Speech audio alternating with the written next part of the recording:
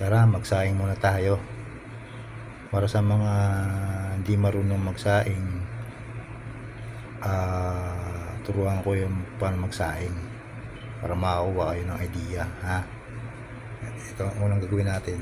Magsalin muna tayo ng bigas sa kaldero.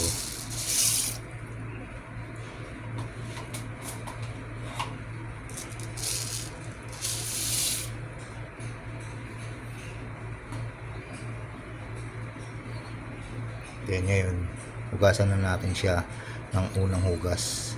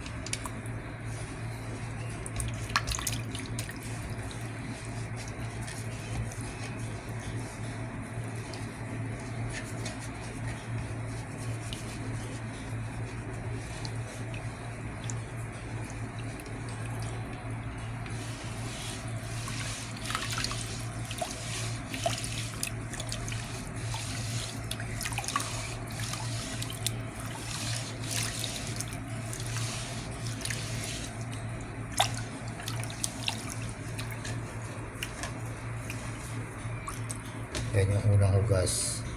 Itatapon na natin sa lababo.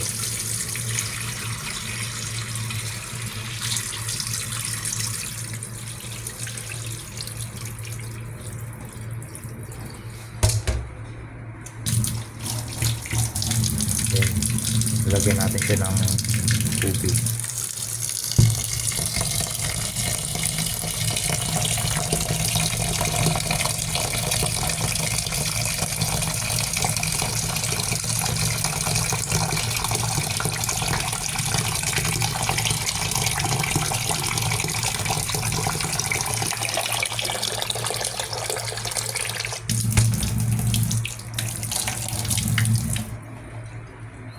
Then, sukatin natin siya para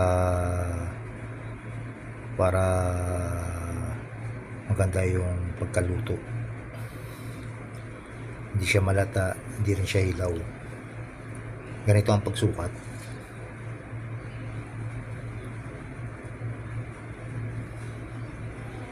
Ngayon, gagawin mo, ipapantay mo muna yung bigas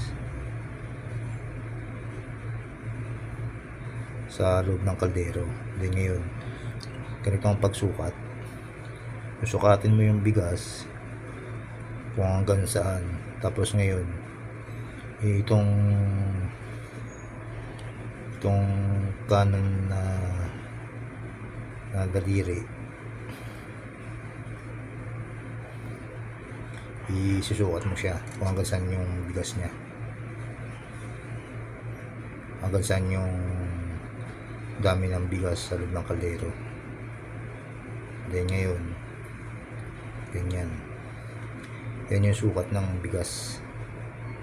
Hanggang dyan yung bigas, ang dami ng bigas sa loob ng kaldero. Then ngayon, isusukat mo sa tubig sa hangganan ng bigas kung hanggang saan yung tatama nito. Yan, pantay na siya. Dapat pantay siya sa daliri mo, sa dulo ng kuko ng daliri. Yan, ito yun. Yan yung gumagalaw na kuko na daliri. Yan lang. Tapos ngayon, pwede mo na siya isalang. Isalang mo na para maluto.